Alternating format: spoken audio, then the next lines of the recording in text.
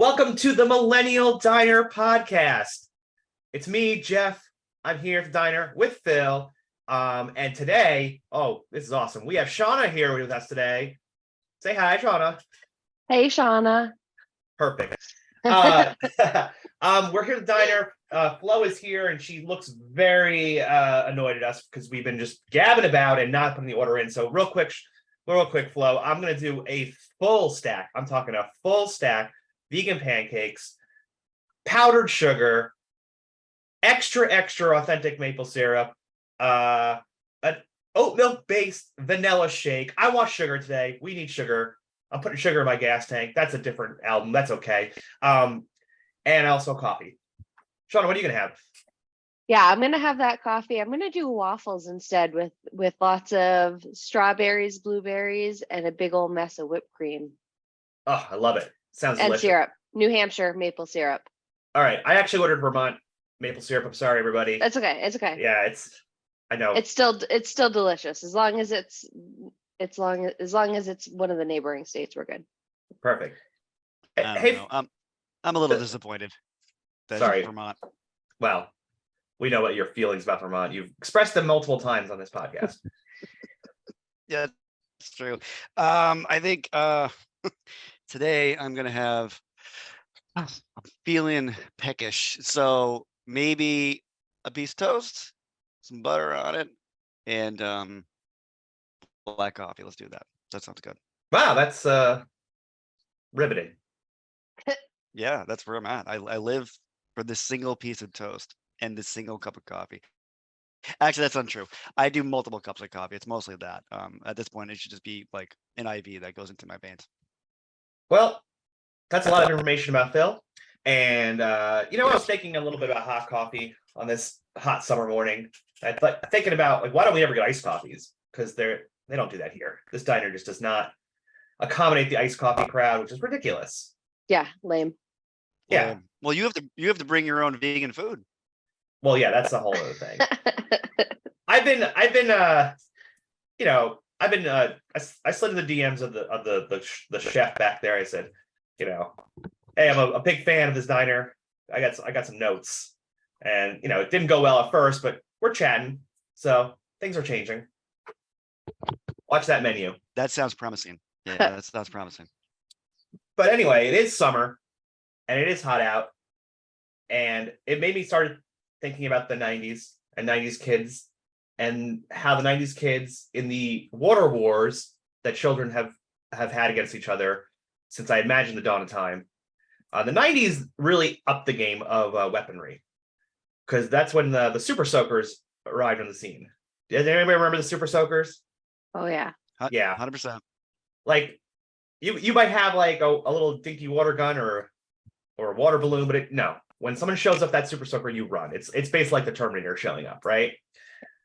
I never had one, but I've been on the receiving end of those. So as a kid. Yeah. Well, sometimes on a hot day as an adult, I wish there would just be a drive-by of like children with super soakers, you're walking down a desert road for some reason. I don't know why. Phil, don't ask questions. Just walking down that desert road. And then all of a sudden these kids show up with super soakers, blast you. It's great. It's refreshing. But it also reminds me of the Warped Tour whenever it's really hot out. And there was a band at Warped Tour who figured out that all these kids are jumping up and down in the hot sun, in dirt fields, clouds of dirt circling them. They're jumping up and down. They're skanking. And this band, because they are a ska band at heart, has about 47 people on stage with them. Because for whatever reason, ska bands always have an army of people on stage, whether they're playing instruments or not. This band, as we know, is Less Than Jake. We're known for bringing out a bunch of people in Halloween masks and giant super soakers and just spraying in the crowd. Really the heroes of the scene for this action of theirs. I don't know, just something I think fondly of when I think about Less Than Jake. What have you guys ever experienced the super soakers from Less Than Jake in your times? Not the super soakers, but definitely the toilet paper rolls, the confetti guns, the oh God, all sorts of just different. I think they did t-shirt launchers once. Like they always have something that they're throwing off on stage. It was very Oh. ominous. I got hit once the super soaker in the face. It was very ominous. They pumped it like it's a shotgun, and they were like aimed it right at me and like got me right in the face. You should have just opened your mouth and like got a delicious, refreshing beverage. You know, I don't know where that water's been. That's true. That's true. Today we're going to be talking about a Less Than Jake album called Hello Rockview that came out in 1998. But before we get to that, Shawna, we don't want to know about you and you know why you're here to talk about Less Than Jake. Yeah. So Less Than Jake, I started listening to them when I was in high school, and I had that like instant love for them. I am a big concert junkie. I love listening to live music. So I've seen in my, since high school, which wasn't that long ago. Okay. Nope, not attending my 20-year reunion this year. I've seen Less Than Jake more than 30 times. Like they're definitely the band that I've seen the most. I love watching them live. And there's a song for every mood with Less Than Jake. I feel like there's an album for every mood. There's a song for every mood. It doesn't matter what it is. If it comes up on my playlist, it never gets skipped. They're a fantastic band, and they're super entertaining live. And I will say, one of the things I absolutely love about Less Than Jake, we saw them with another band. I won't say the other band because I don't want to get in any trouble here. We saw them back to back, 2 shows, and this other band, they were switching who was the headliner. So we got to see both Less Than Jake as a headliner and this other band as the headliner. And the other band, even down to the shtick that they do in between songs, was the exact same. And Oh, wow. I was so disappointed. So after that, like my love for that band, I was like, that sucks. But Less Than Jake, not only was their conversations completely different, their set list was different, the things they did on stage were different, and so that just made me like appreciate them even more, because I would imagine the set list, that's usually the same for every concert. It's difficult to switch it up, especially when you have as many albums as they do. But even just the bits in between the songs, them talking to each other and stuff, like that was completely different. And so it made the experience, it made it feel more genuine. Well, now I'm so curious on who this other band is. Is there a fish in their title? Yes. Are they large in stature and size? Really large? Really, yeah. They're very large. It's okay. I think we could mention Real Big Fish. I know they Real Big Fish and Less Than Jake are just kind of like a tandem in my mind because of how many times they've toured together. Oh, yeah. And they broke in the crazy ska revolution of the late 90s. They were probably the head of the curve of everybody. Sell out. Yeah. With me. Oh yeah. Oh yeah. Classic. I actually saw them too once, and I remember what Less Than Jake did, which I've never seen before. They had all their albums on a giant wheel. Yes. And before the show, I was at that tour. They spun the wheel, Phil. Spun the wheel. And whatever album it landed on, that's the album they were playing. And they did it twice in one set. I'm so happy that you said that, because when I did, when my husband and I went to that, they played, we got Hello Rockview, and they played Hello Rockview from beginning to end. Oh, that's what I wanted them to do. It was so good. Oh, it was so good. I got Anthem, which is an awesome album, and I got Pezcore, which the old school fans were really excited about, but yeah, I was really hoping for Rockview, but it's okay. This week I got to spend the whole week listening to Rockview again, so very excited about that.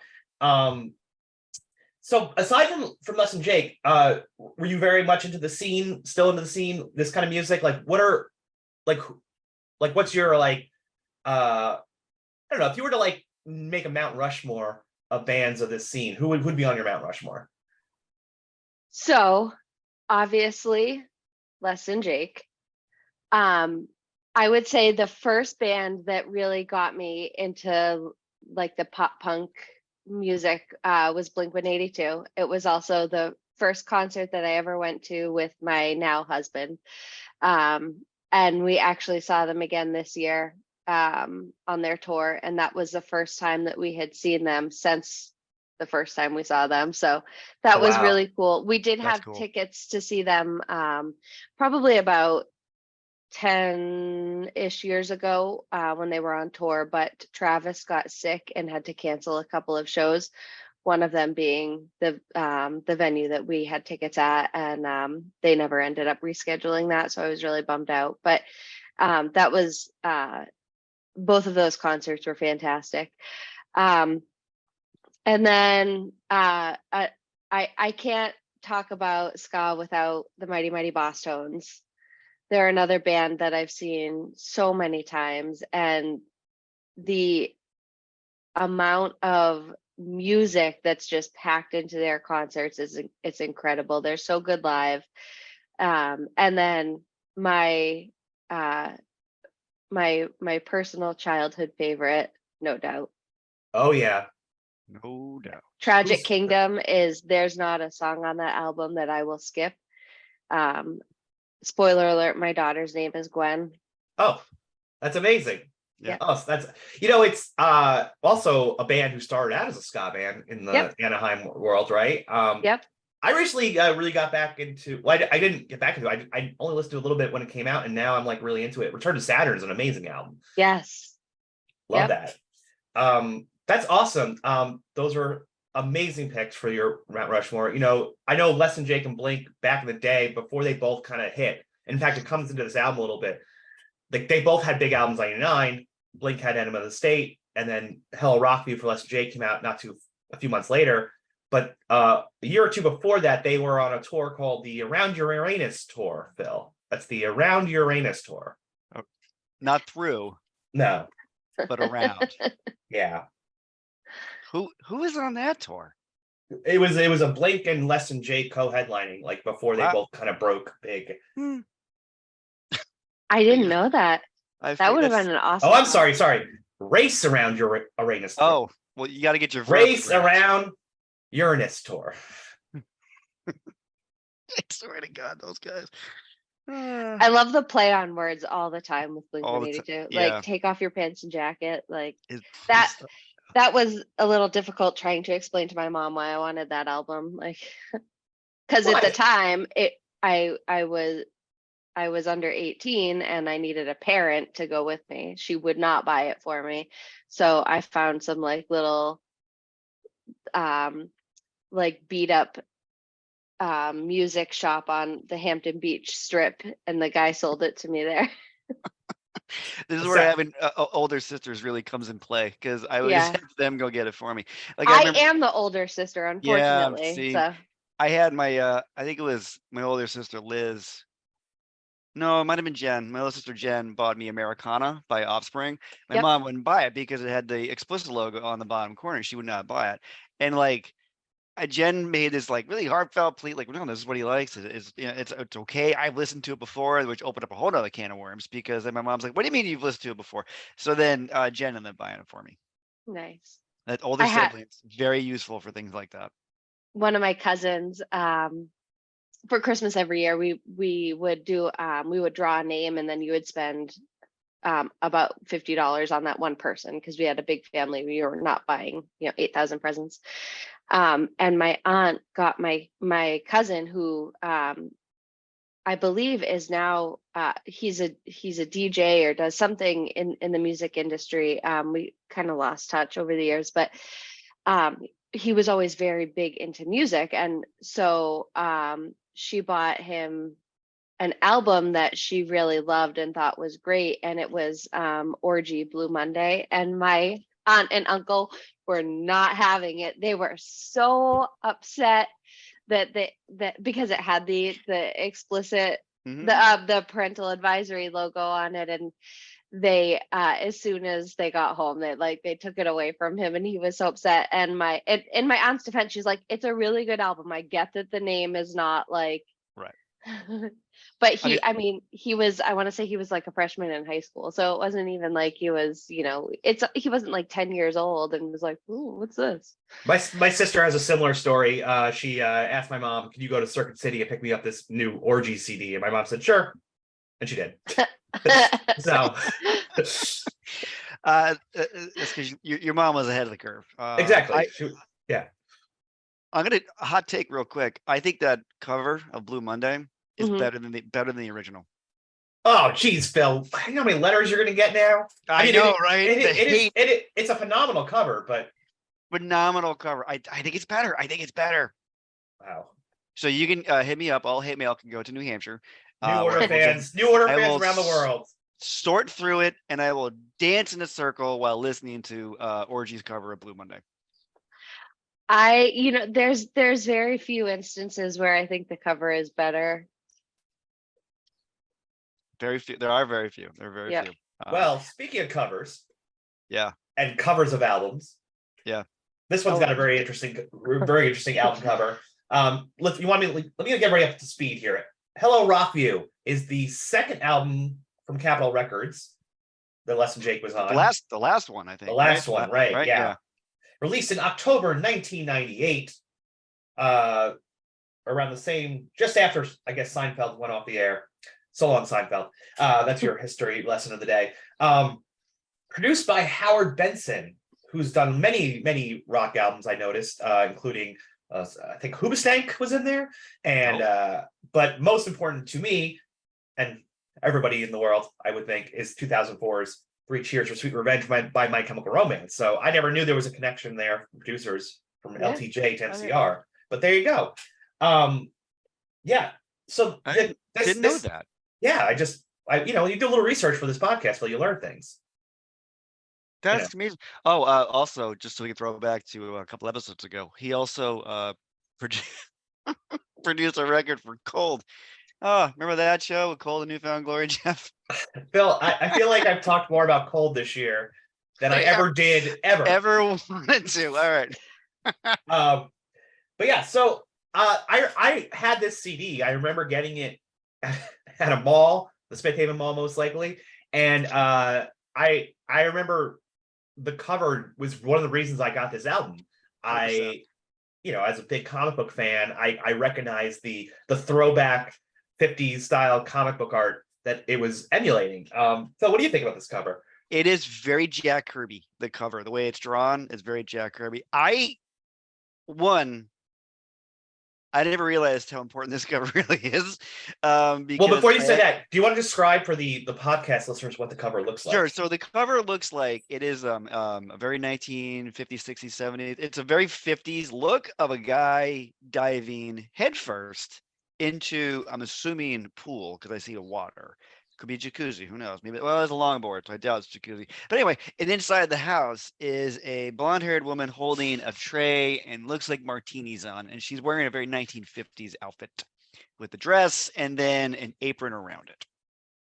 So those of you on the podcast listening to Spotify, just imagine that.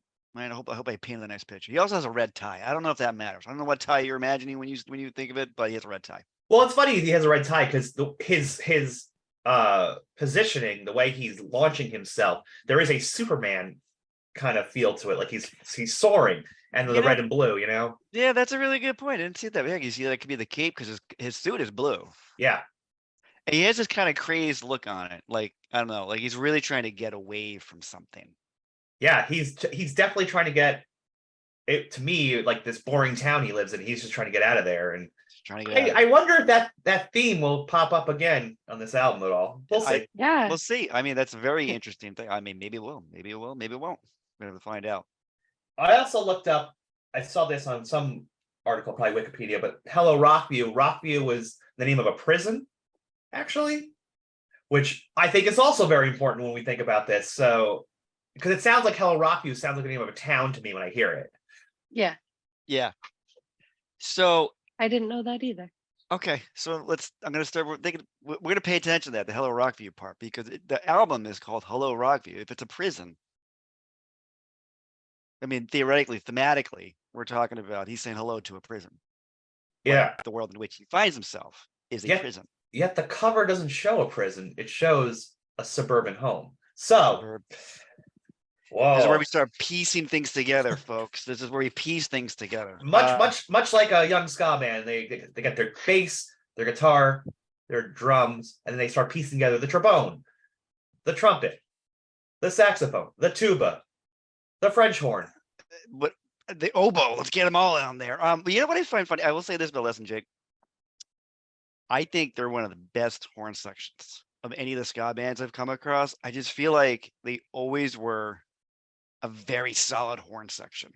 Hands down. Yep. Like I don't think anybody beats them. I really don't. I mean, another hot take. If you hate me, I'll go to New Hampshire. I think they're the best horn section in the ska bands. Well, it's also interesting because I was thinking about this, and I think this album we can actually point out to it. I think what Les and Jake did is very interesting as coming from the ska explosion in the 90s. They're more of a punk band first, and then ska elements second. Yeah. Yeah. Because even when you get into the album, I feel like I had a note in here about it. It takes to be about the third song where the horns really come in. Right? I feel like the first two are much more punk based, and then the third song is actually where the horns come, which is a single. Yeah. And they're good at piecing together. I actually wanted to point out one more thing before we go into the album. Yeah. Sean is very good at piecing things together. Sean, tell us about your business. Yeah. It's one of my favorite things in the entire world. I find this hilarious. Every time I see it, I have to giggle. Please tell us about it. Okay. So it started, I do have an Etsy shop. It's called Midnight Creations 2, unfortunately. Midnight after my favorite pup who we had to put down about 2 years ago. I'm sorry. Thank you. So my shop's been open for almost 2 years now. And I am I love to craft. I do all sorts of different arts and whatnot. The one that has really stuck with me is crocheting. And I found this woman on TikTok during the pandemic because I figured why the hell not download TikTok when I've never used this app before.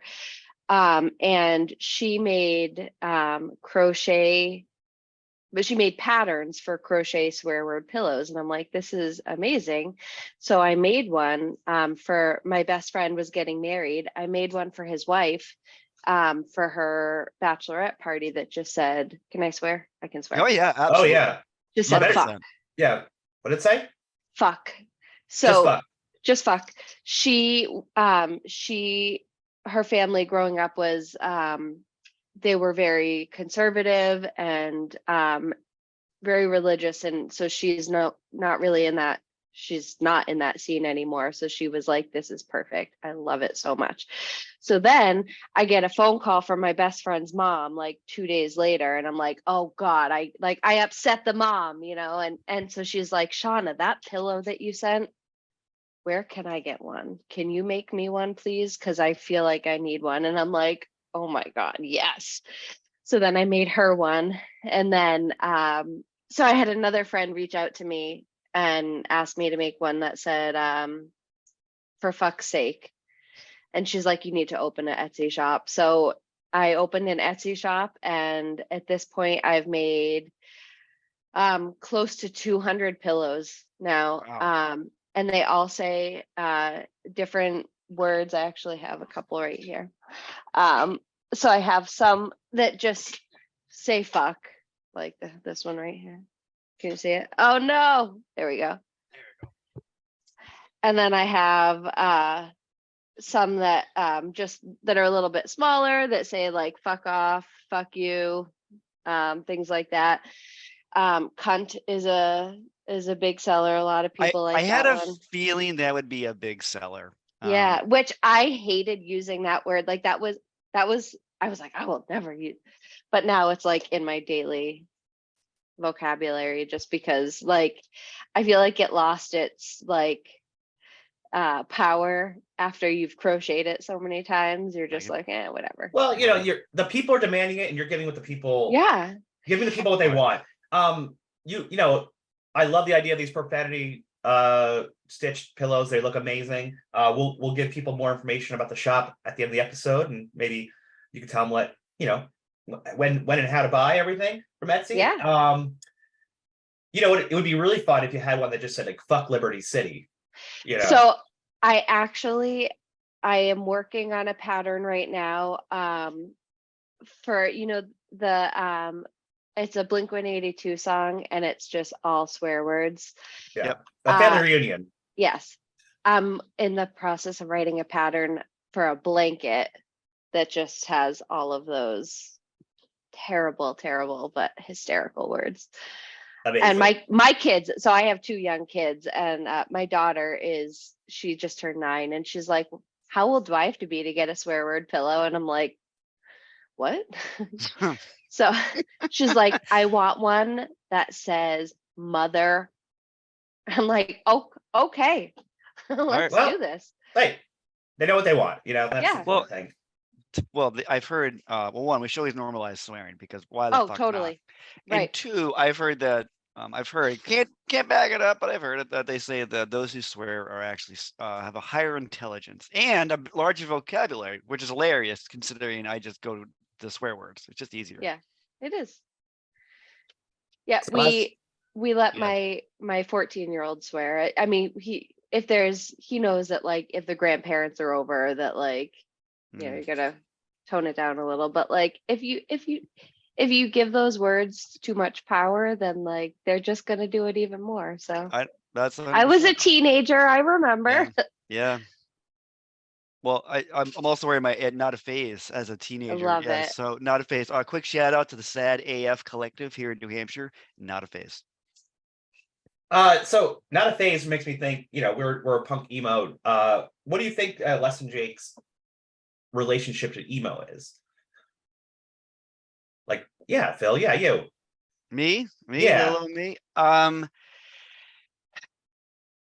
That's a very good question, actually. Obviously, they're not an emo band. They're They're not an they're emo a band. punk No, band, punk ska band. They definitely have some Again, they definitely have some sad songs in there. For example, Rest of My Life. That's one of my favorites. And I know it's like all the hardcore Les and Jake fans like hate that album. And Les and Jake, they've even said like, not our favorite album, like definitely overproduced. They felt like it wasn't what they wanted it to be. But when that song came out, it was actually during a really rough point in my life, and like that, so when that song came out, it just hit me at the exact perfect time. And so I really do have like a special place in my heart for that song, and I know that's probably like their most emo song. I find so because there's always a connection between punk rock and emo. There just is. There's a connection, I think, in ska and emo because, like, when you get down to emo, it's really just about being emotional, hence the name. But like wearing your heart on your sleeve and actually having some heart to things, and like you would see that in a lot of ska bands. Like I think of the hardcore ska bands, like the Mephistopheles, who were like super loud and rambunctious and kind of the darker side of ska, which you know you don't really get a lot of. I think for Less Than Jake, where they write, where I think it's Vinny who does the writing, but like the where he comes from is extremely relatable places, because what I can think of emo kids in the early 2000s who just they feel stuck. You feel like you're out of place, you're out of sorts, you're not where you belong. That theme is the big theme of this album. You're not where Right. you belong, right? And that even your nice 1950s house where you have all you need, it feels like a prison because it's not where you want to be, and you want to go somewhere more grand, more different, maybe not so cookie cutter like the 1950s, you know. So I think that's the connection to it. I think you can listen to this now and still, or even as a millennial, as an emo kid, whatever, a scene kid, and you'll still get that idea of what the point of the album is. Well, there's a longing that throughout this album, right? There's a longing to get out of this town or this place, which I think a lot of people go through when they're growing up. You know, they don't feel like they're in the right place. But there's also kind of like a tragedy to this because there's a lot of examples of people characters who don't get out. Right. And you know, and I think that keeps coming up. And you're right, that kind of just like angst and like Yeah, on weed, it kind of is an undercurrent throughout the whole thing, which is so funny because obviously because they were Less Than Jake and they're ska, like the music is so upbeat and so like I sugar know. fueled, like you're like ah, and having fun and stuff, but like there is this tragedy underneath this album, which is It- really interesting. It's like this little sad note that just kind of runs through the whole thing, which is hilarious because you see them live. They're one of the most energetic bands I've ever seen. To make something that's so quietly sad, it's actually kind of impressive, I have to admit. Well, I think it's interesting too because the way the album starts, it's kind of like an announcement or like a bullhorn. a bullhorn. Yeah. A general is like giving a command, right? They're like, last one out of Liberty City, burn to the ground. That's the first thing you hear. And then like you get the bass kicks in, the guitar riff kicks in, and then the horns. It's like literally setting you up like, oh, this is a Less Than Jake record. But what does that mean? Last one out of Liberty City, burn to the ground. And then I don't know about how you feel about this song, everybody, but like to me, this first song, first of all, it's an amazing opener. Like, boy, does it like kick off the album. Like you're in, you're jumping up and down, you're rocking out. It's just such a blast out of the cannon to start. There's kind of this like to me this idea of like being secure with who you are and not giving a shit what anyone else thinks about you, Right. which is a very like positive place to start, which is interesting, I think. And I wonder if what you think about that, Phil and Shawna. Shawna, I'll defer to you first. Yeah, I think you're right. I don't even have anything else to add to that. See, what I like is about growing up, growing older. That's what I wrote down. It's like it's a positive song because he doesn't give a damn. Coming out of the gate, I don't give a damn. Yeah. Where was it? Hang on. Like I know who I am. I don't give a damn. It was, about what you guys think. It's an interesting song, but I always go back. It's like, but if he's the last one out of Liberty City, you got to make sure you burn this thing to the ground so that no other kid has to deal with it. Maybe. Well, yeah, I guess so, right? And but I think that's exactly it. Like this place burns to the ground. No one else should be here.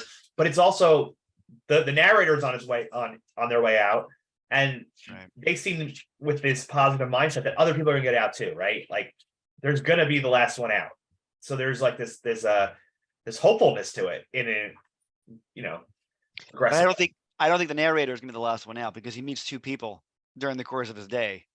Who like, yeah, I remember him when he was way back when. I also think he has changed, and I don't think they have. Yeah. But I don't think narrator's gonna be the last one out. So one of those other two people have to burn it to the ground. I feel like this is such a strong opener. How about we play this one?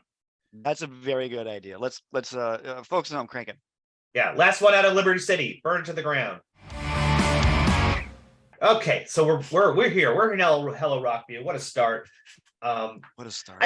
I think when Less Than Jake, started, like what they really wanted to do is that they had a cause, right? They were looking at the youth of America and they said, we need to help them. We need to help save the youth of America from exploding.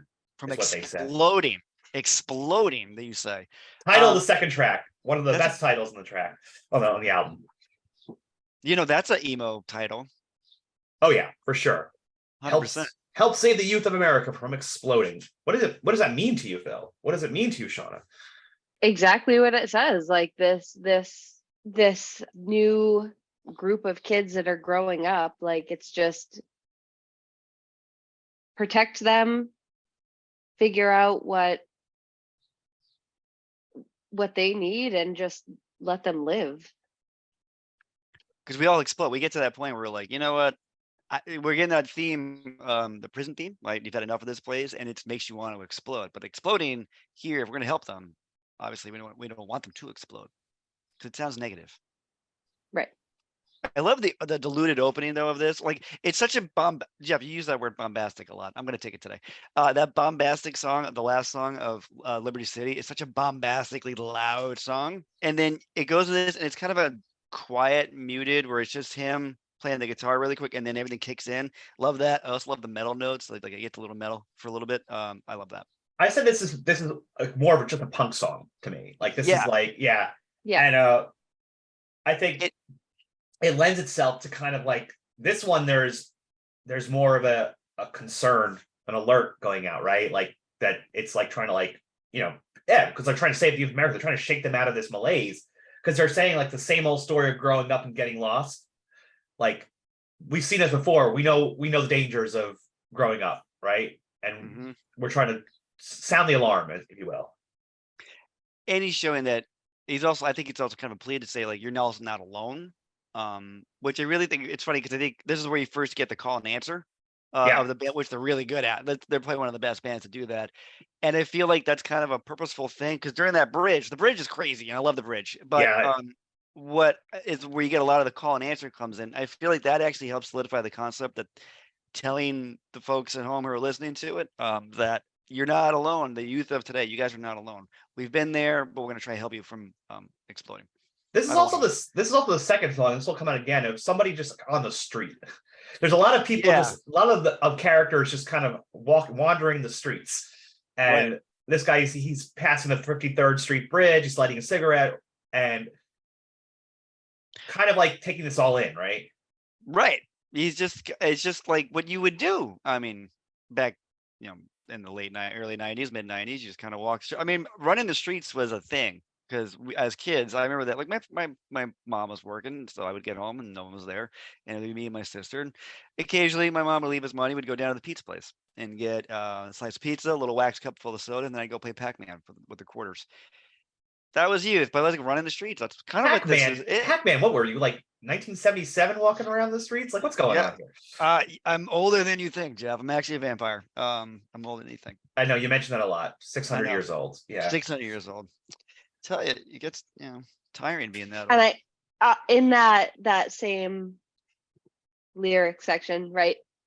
The world just seems so big. Like I remember being when I was younger, like it's overwhelming, but at the same time, like there's so much to explore. There's more than just your little town. And if I could tell my like teenage self, like, hey, you're gonna stay in the same area that you grew up in, and it's okay.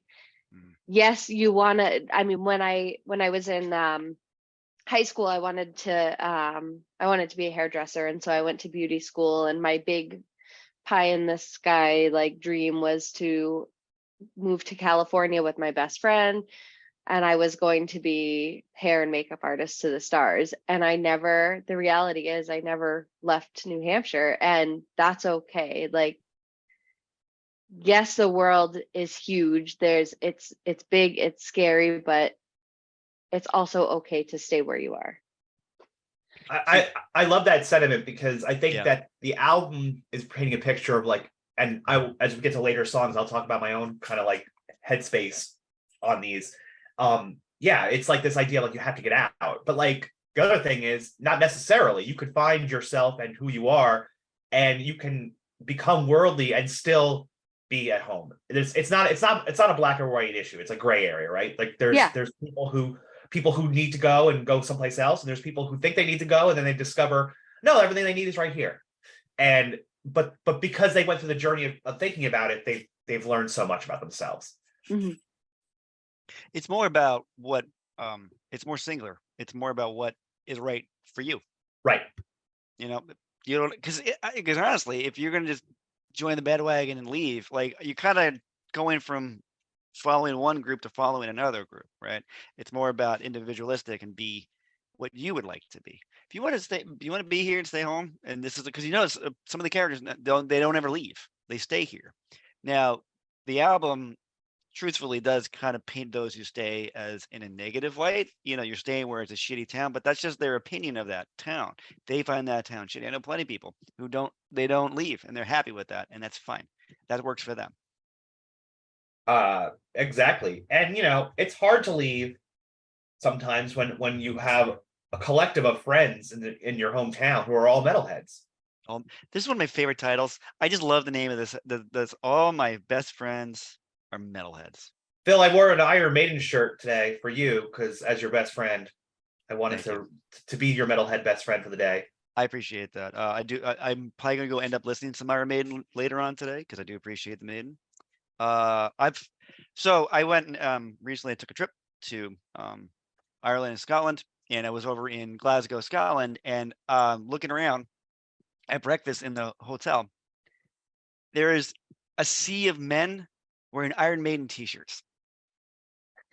A sea of men. A sea of men, like not the Irish Sea, which is between Ireland and Scotland. No, but a sea of men wearing Iron Maiden t-shirts. It got to the point I was like, what the fuck is going on? I had to walk over and ask. Iron Maiden was playing a show in Glasgow that night. Oh, that's awesome. Did you go? Yeah, I did not go. I did not go because honestly, I couldn't get tickets. I actually started looking. I was like, it'd be kind of amazing to go see Iron Maiden play in Glasgow.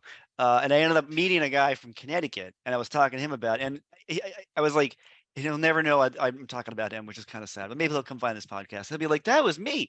I asked him like, you flew here for the show?" He's like, "Yeah." Now I've seen it on both sides of the pond. Like, Oh, that's pretty awesome. like, all right, I could buy that. Sure thing. Yeah. I went to Ireland a couple of years ago, similar story, and with family.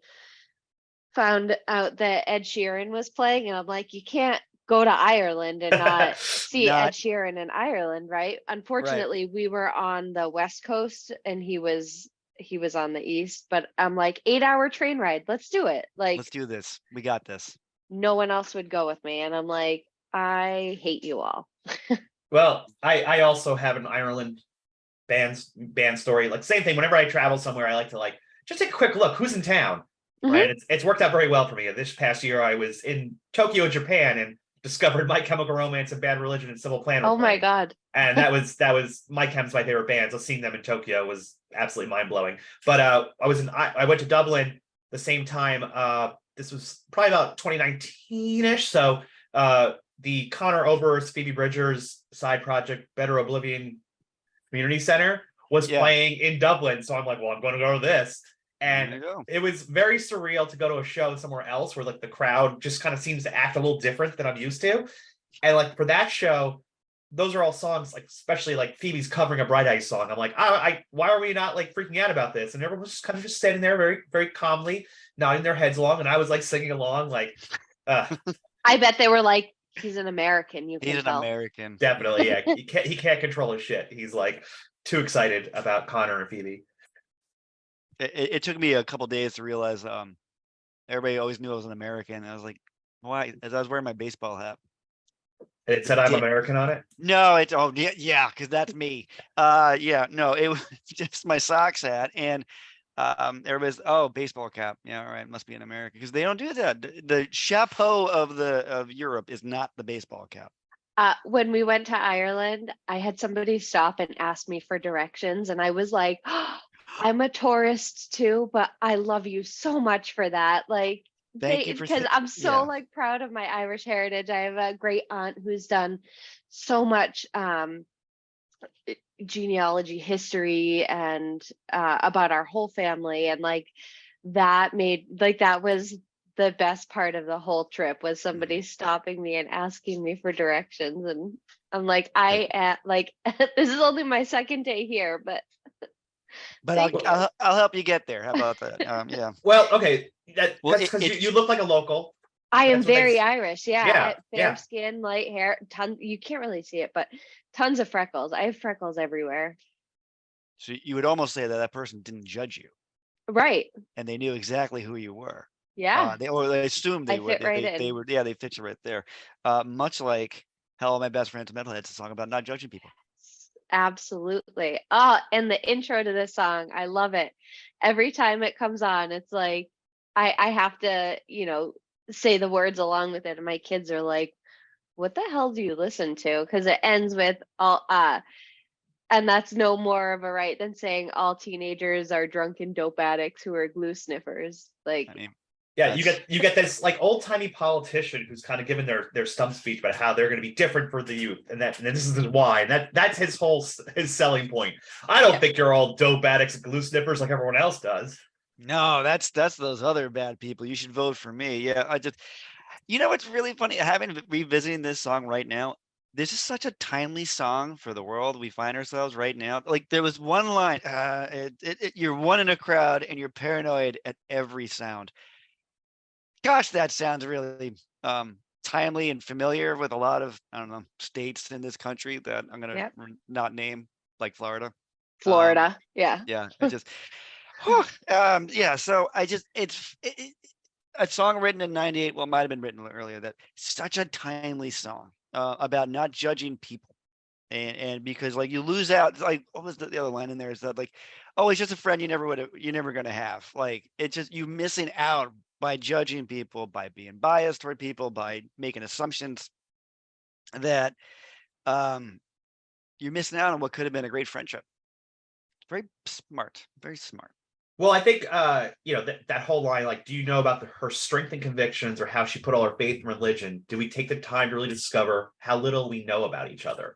Like, you're making these judgments based on like, you don't know this person, Right. and it's very much encouraging to get to know all these people. I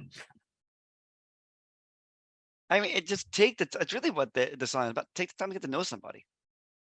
Right. Don't make assumptions about who they are. You don't know. Well, do you think? Oh, sorry. Okay.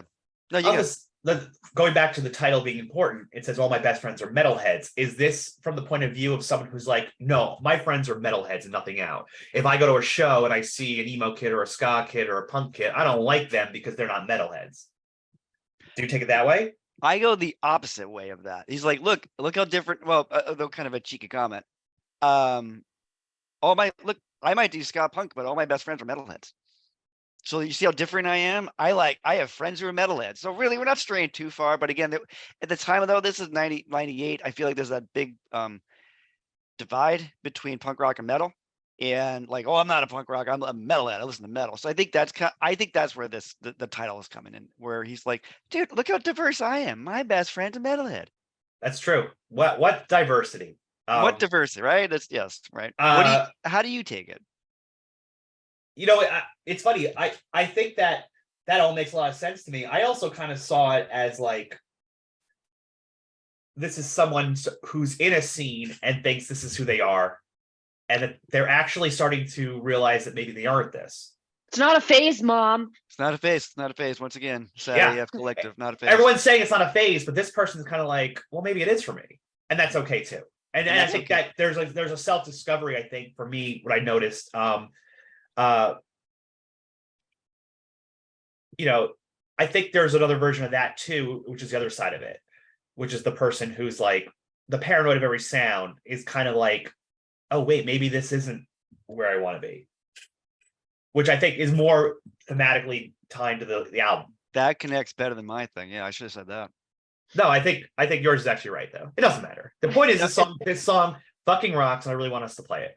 Yeah, let's just again, it's a thing that my friend St. Jimmy said. They write these songs in a day or two, and we sit on them for 20 years. And we think about them. Jeff, you said you wanted to play this one? Yeah. Ladies and gentlemen, all my best friends are metalheads by Les and Jake. Here we go. And we're back. We're about to go on a 5-state drive here. The title of the song, 5-state drive. What's really funny about this song? The way it opens and the way the horns are, it sounds like we're traveling. Do you ever know, like, you get that vibe, like we're actually kind of moving? Oh yeah. Yeah. Love that about this song. I love that about this song. Also really, really leaning into the ska in the beginning of this one. Yeah, like, right. It's funny at this point. I think the last song, the horns really come in. All my metalhead song, a lot of the horns come in, but I feel like from this point forward, it starts to shift dynamically into more of a ska album, and then goes back a little bit later. At least that's what I'm thinking. Yeah, this is there, but this is also very thematic. This song, I feel like this one really hits the theme. Because it's like, it's hard to leave your past behind. Like, but this person seems to be driving. It seems like they're trying to get out of it. Like this character seems to be like, I'm gonna drive out of here because I'm sick of malls and alcohol, and I just passed the next state line. Like, they are on their way out. They've set their sights. Yep. But what's funny though is that, but everywhere he goes, it's the same. Yep.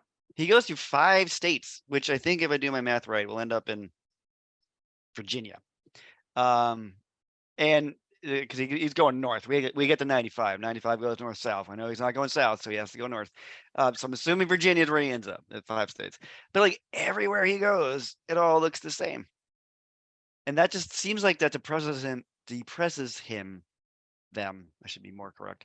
Along the way. No, How'd I you think guys take- yeah. no, I think that's very true. And it's also on top of that, it's like they're able to admit that things have changed over time, but they Yeah. don't look like they've changed. Like even though, like I guess like even though that Walgreens is now a Rite Aid or whatever it is, like it's still the same. Like nothing, like it's changing on people say things are changing, but like this person's like, no, nothing's ever changing. And that It just also It just On the rearranged. outside, yeah. Yeah, yeah. It reminds me a lot of when I used to work in a furniture store. We always had the same stock, always, but we just rearranged it. And anytime customers come in, they'd be like, "Oh, did you get all these new things?" I'm like, "No, it's the same thing. We just we move the couch from one place to the other. Same thing." So it sounds like the more things change, the more things they stay the same. doesn't sound like this person is finding what they're looking for driving away though. Mm-mm. Yeah. You gotta drive further north to New Further Hampshire. north, further north. Yeah. Or take a plane, or take a plane. Yeah, Or that way. Yeah. planes are good. Planes are where my mom met Chris. Wait, what? Yeah. About God, probably 20 years ago. My mom, terrified of flying, absolutely terrified, had to go to Georgia for work. And she had her doctor had prescribed her some sort of like anti-anxiety medication. Gave her 3 pills, one to go down, one to come back, and then one like if there's a delay. Well, thank God they gave her that extra one, because sure enough, it was snowing in New Hampshire and her flight got delayed. So anyways, so she's sitting on the plane. She's feeling a little bit calmer. And she starts chatting up the guy next to her. This is not something my mom would normally do, right? And so my mom says like, "Oh, what are you staying in New Hampshire, or is that like a layover?" And he says, "Oh, yeah, no, we're going, my band is playing a show in New Hampshire." My mom was like, "Oh, really? That's cool. What's your band?" What anything I would have heard of. And so he says, "Oh, Less Than Jake." And my mom was like, "Oh my God, my daughter loves you." And so then like that, they were playing at a college that it was just like, it was a private show. You had to be a student there. Not the college that I worked at, unfortunately. And so he's like, "Do you want me, like, we're allowed to have like so many people on our guest list. Like, do you want me to put her down on?" And so she's like, "Oh my God, that would be awesome. Like, let me call her when, when the plane lands, and I'm sure she'll want to go. I just don't know if she has anything going on." So the plane lands, my mom calls me. I look at my phone and I don't answer it because I was too busy doing other things. Stuff. Yeah, Mainly and what are the odds of your mom calling to tell you that she met one of the singers from your favorite band and they want to put you on a guest list? Like that doesn't I happen. know. So I don't answer. And like to this day, I was like kicking myself for that. And so I end up calling her back like 15 minutes later, and she's like, "Shawna, where the fuck have you been?" Like my mom, who is like the sweetest person alive. And I was like, I was busy. So she's like, "You're never gonna guess who I met." And I was like, "I don't know who, Adam Sandler. I don't know." So she's like, "Chris." And I'm like, "Chris who?" And she's like, "From Less Than Jake." I'm like, "Shut the fuck up." Like, how do you even know who that is, right? So she tells me the story, says they that they were willing to put us on a guest list. And she's like, "But now I can't find him, and like they're at baggage claim, whatever." And so she's like, "I'll see if I can find him." And so now I'm like kicking myself, because I'm like, great, now I missed out on this like awesome opportunity. He waited for her. Aw. And so she said, "Yeah, put her down, for her and her husband, if that's okay, blah blah blah." And so the next day we drove to this college. We saw Chris sitting in the parking lot, and like I was like, I don't have a ticket, so like I don't know how this works. So I'm like, I'm gonna go ask him. So I went, and I was like shitting my pants, because like this is my favorite band. And I asked, and he's like, "Was there a problem? Were they not letting you in?" And I'm like, I don't I didn't ask. And he's like, oh yeah, just go up, tell them your name and they'll let you in. And I'm like, oh, like, this is awesome. All right, great. Like, thanks so much. Such a huge fan. And he's like, yeah, no problem. And, like, very chill. And then during the concert, he sees me, and then he starts telling everybody the story about how he met my mom and she was such a MILF and blah blah blah. And so of course, like, everybody, they're all drunk college kids, they're all like cheering. And so he pulls me up on stage, and like, that was the coolest experience of my life. And so just got to talk for a little bit. And then after the show, we got pictures with the band. And every show I've been to since then, we always stand in the front, or 99% of the time, stand in the front every single time. He recognizes me, like, even if we don't see them for a couple of years. It's crazy to me that he still remembers me, and he'll point me out, he'll give me a nod. Sometimes he'll stop and he'll talk to me. And we went and saw them on a boat, like, booze cruise concert once, and he was like, I think your last name's Hamill, but I don't remember, because somewhere along the line you married that asshole, and like pointed to my husband. And like, for him to even remember it, like, my first and last name, was just like absolutely crazy. And I'm like, that's so cool. And he's like, really? I think it's fucking creepy. Like, who does, like, who sees this many faces and remembers everyone? And I'm like, but I feel special. And he's like, you're not. I just remember, like, faces and names. And but so that was really awesome. No, I think what you were just said, that story really backs up to what I've always felt about Les and Jacob, noticed about them. Not just like how their relationship with their fans, it's like a family. Like, they remember people. They're a band who's been around for so long, and like I know a lot of their fans are a little younger, so they're very important to them. It becomes like a very almost like religious experience to see them for the first time, and the fans who stick around all the years, they reward them. But they've also showed that to me. They're always the band who brings the new up and coming band out on tour. Like, they're like, and they return the favor. Like, I remember them bringing New Found Glory out, early on, or Yep. like, I was at that concert. yeah, and they've always done that, right? And they've always supported bands, and there have been bands that have, like, they've had to open for them, who went on to become some of the biggest bands in the scene and around the world. And Les and Jake supports them all the way, and they are just like so important to the scene for that reason. And that story really emulates that. And I have to say, I'm just so glad your mom wasn't too nervous in the airplane to talk to him. Yes. You know what I'm saying, Phil? She would not have. Yeah, I do. I do. It's funny. I was going to say the same thing. Well, but there you are, sitting nervous in the alley, not talking. So I get out of the know. alley. I'm out of the alley. Here I am. No, I'm out of the Next song, I'm Nervous fairly- in the Alley. This is a very strange song. This is a strange song. Mostly because I don't know why they're nervous in the alley. Why do you think they're nervous in the alley? I think the alley, for me, I just took it as like they're standing there, they're in the alley because they're hesitant to walk out of the alley to the street. That to me is like the running theme of it. It's kind of this moment of like, will I always be nervous here hiding in the alley, or will I like be able to rise to the moment and step out? And so I think the alley is just the reference of like, it's like a hidden place. It's a little off the beaten track, over you will. So you're not being seen because you're in the alley, but this is like, will I be able to do it when the time comes, step out and be part of the world?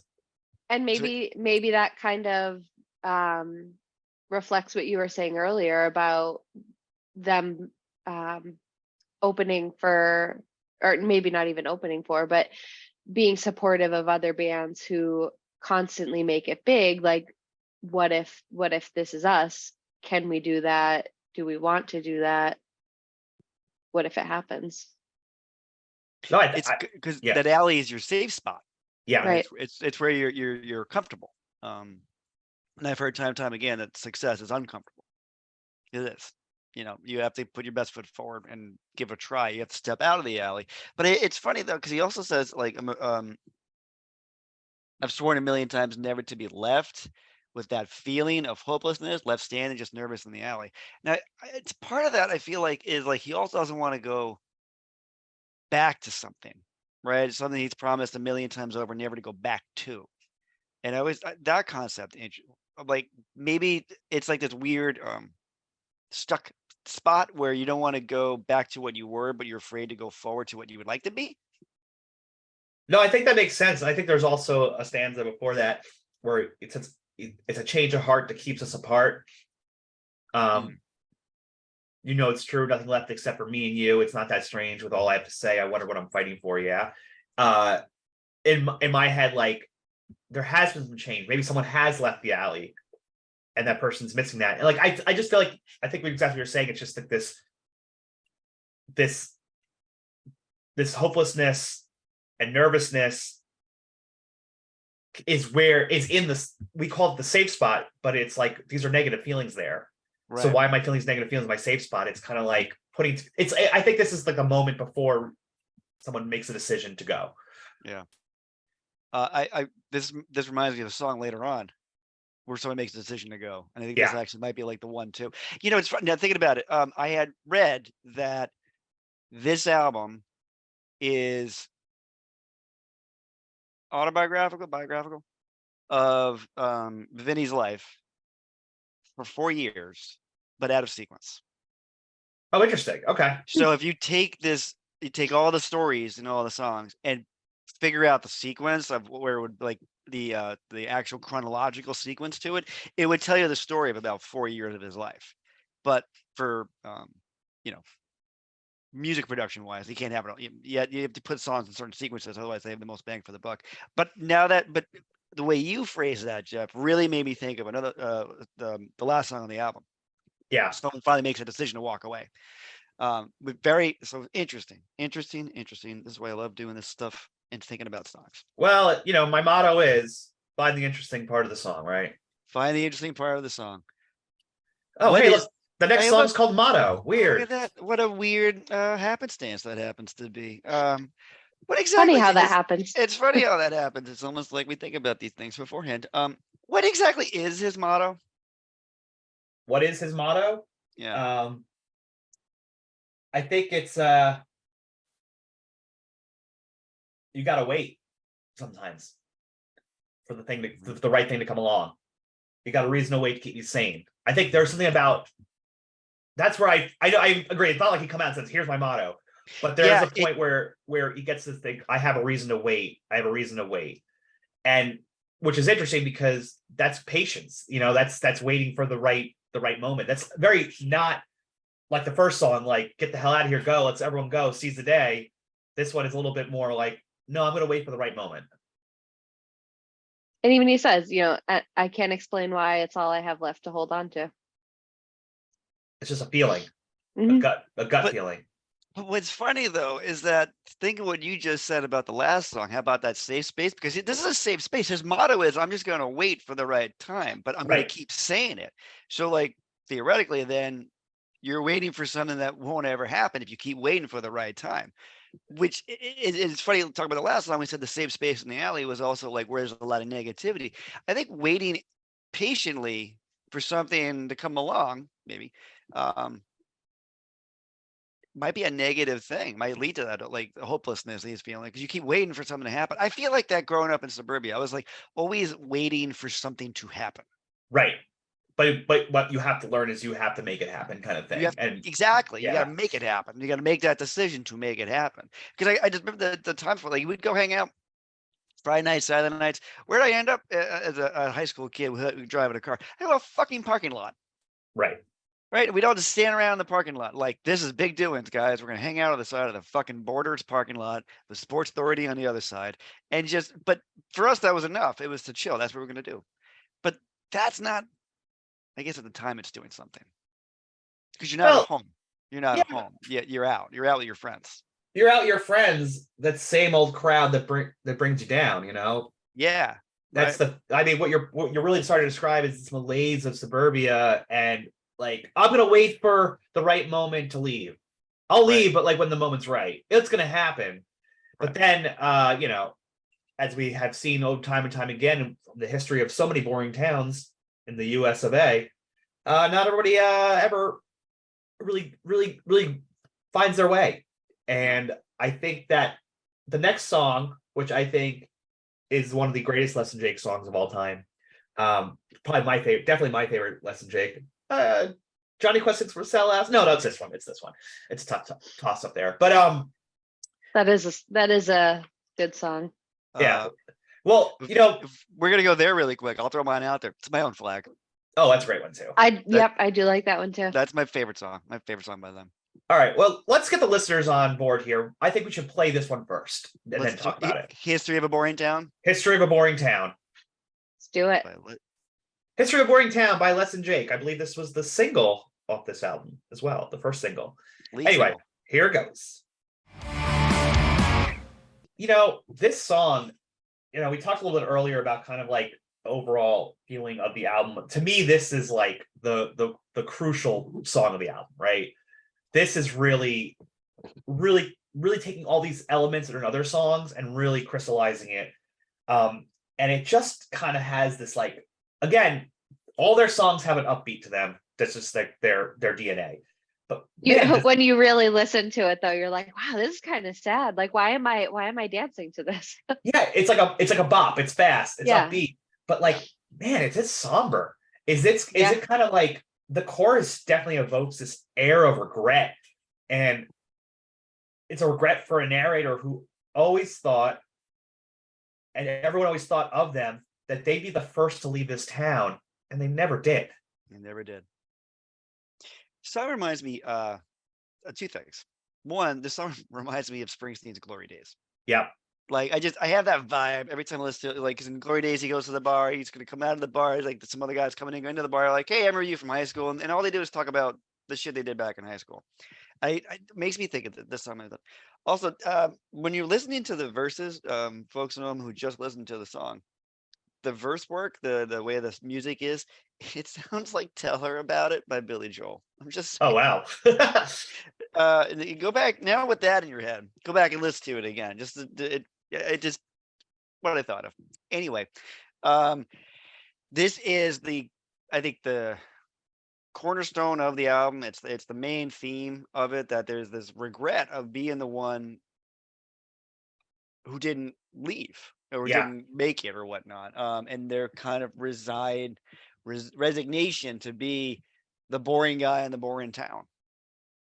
Yeah. So here's the argument not to stay where you are. Well, it's because this is the person who's like, you got to go because you don't want to end up like me, like that kind of thing. Let me tell you why. I'm gonna listen again to the Billy Joel of it all, but I definitely, on some level, it's like, oh, this is a Springsteen song. You know, this is like, even though it doesn't sound musically, it doesn't sound like Springsteen. The thematics of it is very Springsteen. But yeah, just real quick, like autobiographical for me in this song. Like this was like, for me, as we go back to like what we want to do with our lives when we're adolescents and trying to figure everything out, this was like my ultimate fear song. Like I didn't want to end up as the narrator of this song.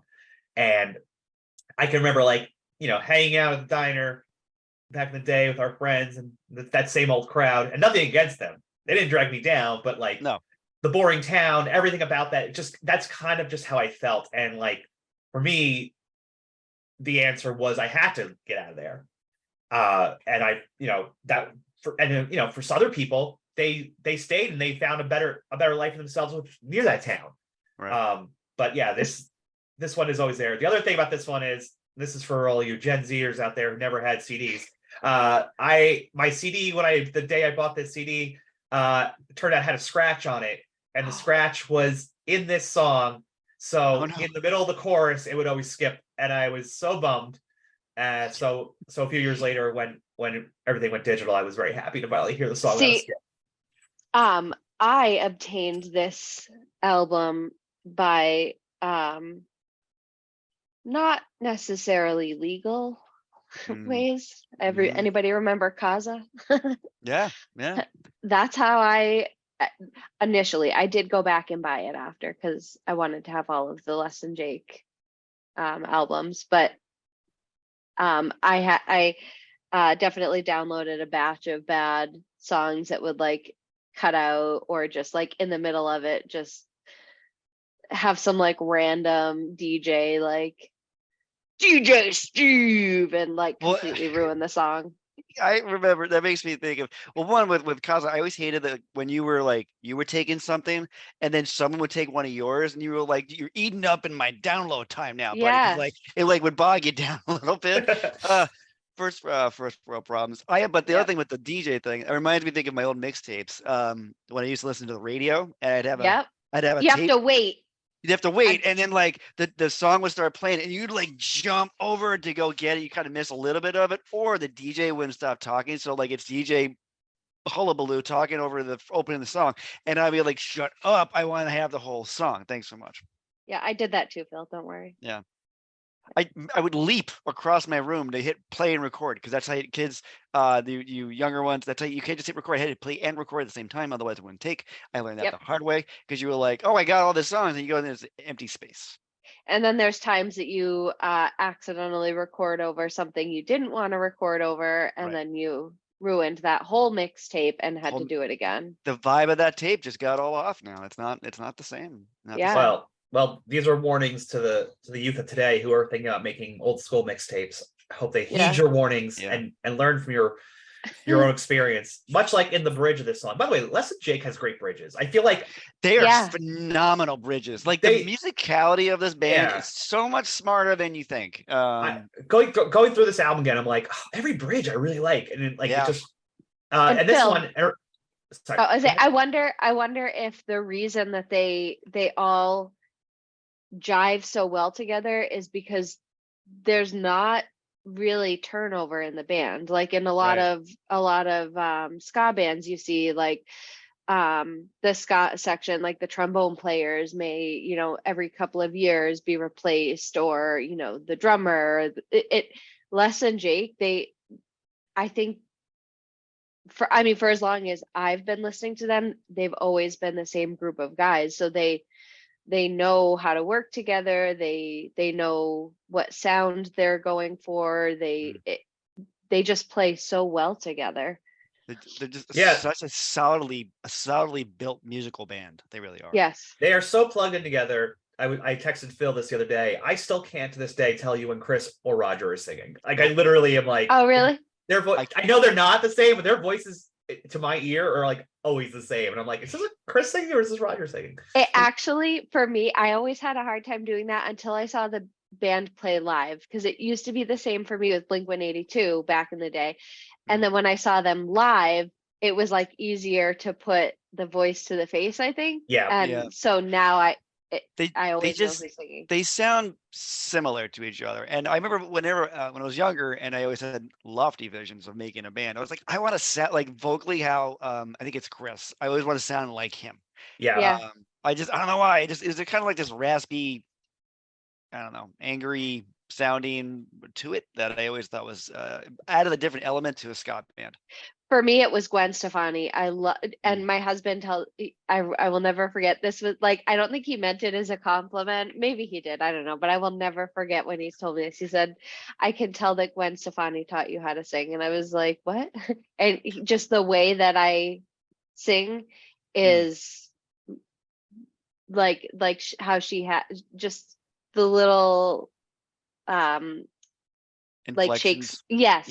Yeah. And I like, honestly, if every kid wants to be a rock star, and for a very long time that's what I wanted to be. However, I'm a terrible songwriter, and I gave up the flute when I was in 6th grade, so that was the extent of my music That's career. too bad, because like the one instrument that Less Than Jake is missing is the flute. Was The So- flute. same. Yeah. Right. Yeah. Or you could have carried on with Jethro Tull and be a rock flautist. Yep, could have done that. Could have done that. Jeff, I want to get back to one thing you said a minute ago about being afraid of being the one to leave, which I think was or not to leave. I found that very interesting because knowing our history, that on Long Island, we both grew up in Long Island, grew up in Smithtown, that out of our friends, not many are still in Long Island. No, most They have made have the moved on. exodus. Yeah, moved on. I mean, and I remember, actually, I even remember Long Island even talking about it, that there's an age gap that's missing from Long Island. And it's a lot of our age is missing because we're the ones that moved away because it was too expensive. It was too this, too that. It kind of sucked. I don't have great feelings or affinity for it, but we were the ones who left. And I had that same kind of feeling. I don't want to be stuck here. I want out. I don't want to be in this place. This song, History of a Boring Town, always makes me think of my best friend whose mom I made the pillow for. Yeah. Because he always said, like, I don't want to stay here. I don't like I don't want to be stuck in the same gossip, like friend groups and like the same drama. I want something different. And so shortly after my husband and I got married, he told us, he's like, in a couple of months I'm packing up and I'm just moving to California. And we were like, what? And he didn't even have a place to live. Like he's very what's the word I'm looking for? Like he can do things like that at, Impulsive. Well, but not in a bad way. Yeah, Like, yeah. Okay. I'm such a planner. I like thinking about doing that gives me so much anxiety. And he's like, what's the worst that could happen? Like, I don't like it, I move back. And I'm like, yeah, I guess you're right. He never moved back to New Hampshire. He lives after Kelly, he moved to North Carolina, where he lives now, and his parents ended up retiring and moved down to North Carolina too. And he met his wife there, and she's wonderful. I love her. And he left and never looked back. And he says, people who want to keep in touch with me will keep in touch with me. And when they do come to New Hampshire to visit, he said every time it's less and less people. Now it's to the point where when he comes up to New Hampshire, he really only visits us because we're really the only people that kept in touch with him and regularly, So it's true. I mean, I'm glad that worked out for him, and obviously I miss him and wish he was closer, but it wasn't for him. He knew what he wanted. He packed up and left and never looked back, and good for him. Well, I think that's true. I mean, Phil went to New Hampshire. I went to Los Angeles, and you know what? A shout out to the people who did stay, who made great lives for themselves, and found what they were looking for there. Like all choices are right for the individual, right? Like everyone. This song is coming from it's the person who didn't find what they were looking for in the hometown, and feels the regret of not leaving, and they're trying to impart this wisdom on whoever this person they're talking to, and they say, we are the ones that said we'd always leave, so when you go, just think of me. Whoa, this don't end up like me. Yeah. Remember that when you get out, whatever that looks like, whether it's 10 minutes down the road or 3,000 miles away, remember me, the one who couldn't do it, and you're already making a better choice. Well, and this goes right into the next song, the first line of the next song is of thinking what it could have been. Right. Oh, yeah. I mean, and having that regret of what could have been. I mean, there's a line, I feel it. Like, now you fall asleep, stand in, but lie awake in bed, right? While the clock drags on. Like you sit there at night. I mean, Jeff, which one was it? Sun Else Rises, where Jake it struggles with his demons every night. Right, of all the bad things he's seen, and I feel like there's a connection to that. At bedtime, you stay awake, you're thinking about all the things, you should have said, should have done. Particularly when it comes to an end of a relationship, you always think you're all those like quick wit things you can say, like, oh, should have said that. I would have won that conversation, right? We're talking about Great American Sharpshooter, the next song. Great American Sharpshooter. Why do you think this song is named Great American Sharpshooter? I mean, I think this one is like, this is I think it's called that because the narrator is basically trying to nip a problem in the bud as quick as possible with his friend or their friend, whether it's a guy or a girl. Their friend is going through a breakup and is not able to get over thinking about this person who left them, and this narrator is like the sharpshooter. It's like, no, you're not doing that. We're getting, you're not wasting your time on this anymore. It's really is kind of like, I'm gonna snap this person out of it the only way I know how, and that's to be very blunt. Very blunt. What do you think, Shawna? Honestly, I don't know. I never knew. I guess it's not something I ever really thought about. I got nothing on that. I'm a It's sucker for I'm a sucker for titles. Titles give away secrets. At least they're supposed to. Yeah. I will say too, this was never one of my like favorite ones. Yeah. It is a good song. It's just it just is not up there, I guess. Hey, 90-second punk song, nothing wrong with that, Yeah, right. Especially coming off of sequencing wise, coming off of like a longer song, the longer, somber, depressing, and cornerstone thesis song of the album, to come into a really fast 90-second punk song about like shaking your friend out of their misery about a breakup. For the sake of the show, I was curious. I looked up the definition of a sharpshooter. Yeah. Because I was like, what is it? I have to know. It is a very, very skilled at shooting. Yeah. Right. Yeah. So kind of back to what you were just saying, Jeff. Like they're the person who's like very skilled at breaking this up. He's like, you don't need her. You don't need her anyway. You don't. Like, wake up, buddy. And it's funny that you said that was sequencing, because we went from a longer song that was kind of more of a somber tone to like no. Like he's like snapping his fingers, like, wake up. We're moving on. You're not gonna dwell on this anymore. Time to shit or get off the pot. Again, another decision thing. Yeah, a decision. And this person, a very confident person, saying with this advice, right? Which is very different than poor Danny. Our poor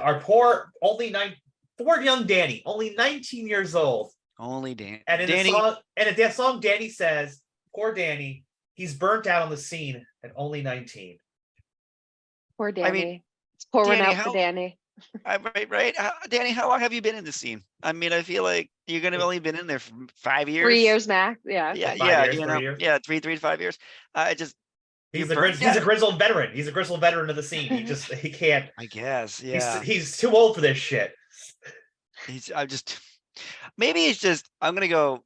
So because of the word scene, like, okay, cool. We're thinking of the music scene, but go up a level, and I think that's the scene he's talking about. It's the community you're in. Yeah. You're sick of where you live, right? Yeah. Which is funny. 3 songs in a row. Yeah, about that same kind of concept. The poor Danny. I mean, this it's another thematic song, like you said, like not wanting to get stuck, trying to let go of the past, all that kind of stuff. But also this great line: he's just getting blind to the memories. Like he can't even see the memories anymore. It's just like I love that. It's a very evocative line. What do you think, Phil?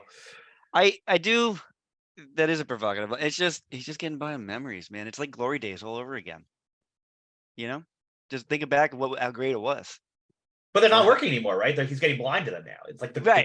Yeah. It sounds like Danny needs to go. That's what I think. Dan needs to get up and hang out with Al.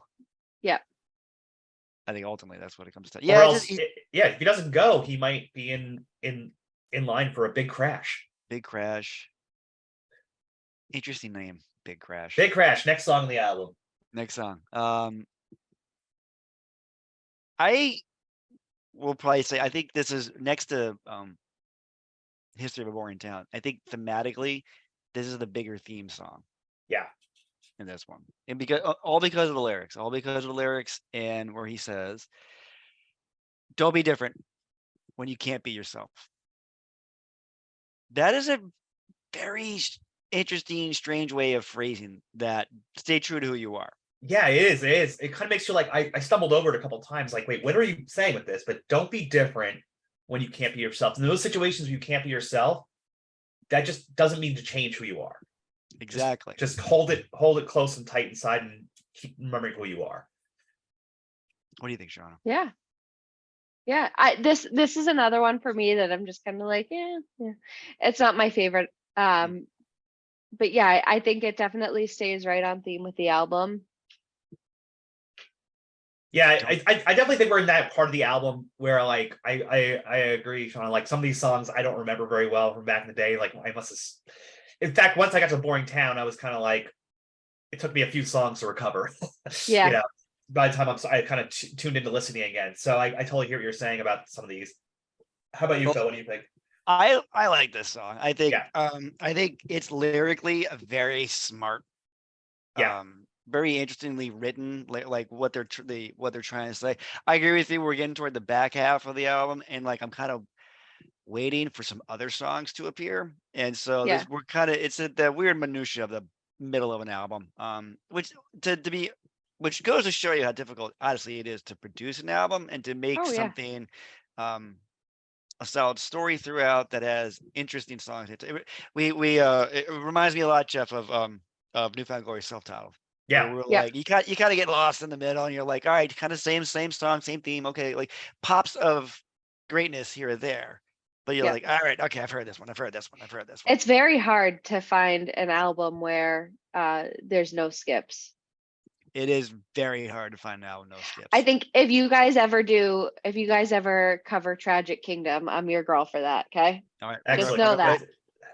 Season 2, we're coming back for have Tragic Kingdom, which is, I gotta admit, an album I haven't listened to in a very long time. Oh, it's great. Oh my God. I listen to it all the time. It was my very first album ever. And I still have it. Like, even though I don't have a CD player, I just couldn't bring myself to get rid of it. And it's all scratched up. It probably doesn't even play anymore, but like, hold on to it though. It could be a collector's yeah, item.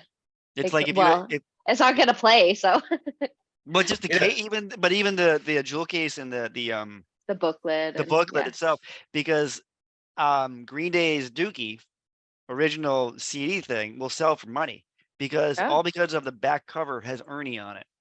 The new ones don't. They had to get rid of it. So if you actually have, so folks at home, if you have a copy of Green Day's Dookie and on the back of that booklet is Ernie, hold on to that. That is worth something. That is definitely an album that I downloaded illegally as a minor, and we're past the point of where you can sue me for that. So that's okay. You know what you can do is just get a Spotify account, and you get all these songs anytime you want. Yeah, I do. Anytime you want. Or Apple Music or whatever. That's where we're at. But I think those albums you both named, Dookie and the No Doubt album, probably have a lot of theme songs for people in their youth. And our next track here, theme song for H Street. I feel bad for H Street. Yeah. Yeah. Yeah, I feel bad about H Street. Also because you're just a letter, you know, like you don't even get a fun real street name. You're just H, and you're not even like you're not even an early letter. You're like actually kind of past the fun of like the first few letters of the alphabet. You're at H. Phil, maybe they're talking about Hampton Beach. All those streets are letters. Those are all letters. Yeah, you're right. Yeah. Well, if you read some of this, being Gainesville, Florida, I mean, I could see a very, connection between Gainesville and Hampton Beach. Maybe that's rude to either one of them. I don't know who that's rude to. I feel bad that it's Florida, but that's true. I do. a lot of great punk bands came out of Gainesville. So whatever happened in there, it went Against Me, Hot Water Music from there. I can't remember now. There's summer from you said that. And they have the big big punk fest every year is there. I have either of you ever been to that? I haven't, no. It's on my bucket list. Yeah, the lineup this year is pretty insane. I'm not gonna lie. Yeah, I just saw it the other day. And like, how cool would it be to see Les and Jake in their own hometown, you know? And aren't they playing this album in its entirety as well? That's kind of like one of their draws. And I'm really upset because they completely skipped over New England for this tour. Wow. And I'm like, Boston has such a huge music scene. Right. Like, I get skipping New Hampshire. There's not a whole lot of music venues that you can play up here. And like, realistically, who wants to play up at Hampton Beach in the winter? Like, it's not very Nobody. fun. Right. But like, nothing in Boston. I can't believe they skipped Boston. And there was a lot of very angry fans. Yeah. And every time they post about that tour, there's always just a slew of like, what about Boston? Yeah. Come to Brazil, come to Boston. Yeah, Come to- we yeah. always show up for them. Like, Well, yeah. might- You You never know. comment. It could be because I don't know. Maybe they're going to playing a festival or something soon, or like there's a reason why sometimes a market has to be like missed. yeah, Something else Yeah. coming. yeah. And I hope a lot of times too, they'll do like 2 legs to their tour. So maybe when they come back, they'll hit up Boston, because it's been a while since we've seen them. I mean, it's been since before the pandemic, and I would really love to see them live again. Well, They're- you got to keep your ideals alive, right? Like that's the thing. Yeah. You got to keep your ideals going. Well, because we need that in New Hampshire. It keeps us warm, as they talk about. That's the thing, Exactly. keep you warm. So H Town is, I think, H Street. 8th Street. Sorry, 8th Street. H Town. Oh my gosh, 8th Street. You got 2 characters here. I mean, we come in with the narrator saying, my best friend just left yesterday, and I know your girlfriend wasn't here to stay. Like this other character's girlfriend's already left. Like people are leaving, and these characters are noticing, and they're kind of like, oh man, is it our time to leave? Like, what's going on? I love It fits the with- nervous. It fits. Yeah, again. I was especially with the cover, the album cover, Mhm, right? mhm, He's yep. trying to leave. Try to leave H Street.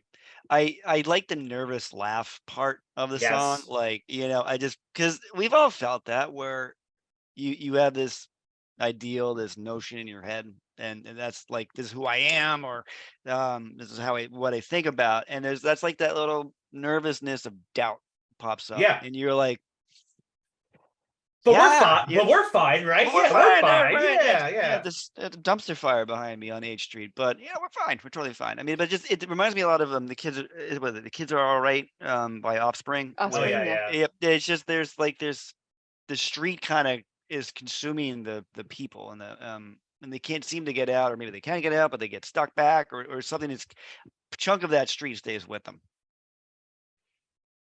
I Yeah, mean, I let's- guess that's true for everyone though, right? Yeah. You grow up, you move on, but you still have that piece of you in whatever, wherever you lived, whatever your environment was that kind of molded you to where you are. Yeah. Well, these characters are gonna stay here and sing along to a song that's on the radio over and over again. They're probably listening to that radio station that plays the same songs over and over again. Right. But I do think that in relation to History of a Boring Town, they're not stuck yet, but it sounds like they're like at a crossroads. Like realizing they could be stuck. yeah, and it's like a Yeah. moment of decision. Are they going to make the decision to leave like everyone else has been, or are they going to stay? And my feeling is, it's interesting. Again, this is a very upbeat ska tone to this song, Mhm. but like heavy questions and heavy realizations of like, and the nervous laughter, like underneath the undercurrent is dread, right? Right. You know who didn't leave? Is it Richard Cheese? Allen. Don't call him Richard Allen Green, George Green. I want to say Green. Richard Allen George. No, it's just Cheese. Cheese did Just not leave. choose. Just Cheese. Cheese did not leave. I mean, look, this song, Everyone to the bar. Everyone to the bar. Everyone It's to a the bar. song. It's Yeah. a banger. It's a song about this guy Cheese, not Richard Allen George. Cheese might have an alcohol problem, ladies and gentlemen. Cheese has You Cheese is civil until the beer runs out, and then he is Right. no longer civil. I mean, I've seen how many times I've gone to a bar and I've seen this guy. Well, also the drinking 9 to 5 and then drinking 5 to 9. Yeah, Yeah. that's also that. Yeah. There's a lot. Yeah, no, yeah, and then yeah, might want to see a doctor about that. yeah. I'm a little concerned about Cheese. I'm a little, yeah. Well, at least he takes some time off, because he doesn't drink from 9:01 until 8:59. I mean, he's sober that time frame. So That's true. So he can go and admire his cheese tattoo that he yeah.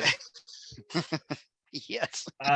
Yeah, this song is a banger. It's a fast song. It's a fun drinking song. I mean, I am It's a fun skanking song too, for a sure. good song to and skank to. They do this is a very happy hour song, because even at the end of the song, they very much have had enough alcohol to do a little song of their own Yeah, about, it's a, about mustaches. yeah. When I was listening to, I'm like, is this like a famous like drinking ditty? And I'm like, no, it's just here. But yeah, big drinking song about mustaches. You know, they came up with that while at the bar. They were like, like one of them just said it, the next one did another line, and then eventually just became something about mustaches. They just keep growing. I love it. I'm here for it. Well, it's interesting now. So we had a song about. I always wonder, like, I don't know the band, but do they know this person? Do they know Rich Allen George in their friend group? It's like the Bouncing Souls had Johnny X, right? Like Right. that's someone in their scene. It's interesting. The next few songs have names, right? We're naming characters for the first time, Right. because the next song is called Scott Farkas Takes It on the Chin. So then we're gonna hear about Scott Farkas in this song. We haven't played a song in a while. Should we listen to this one before we talk about it? I was gonna Yes, say this that. one's Let's go. my absolute favorite.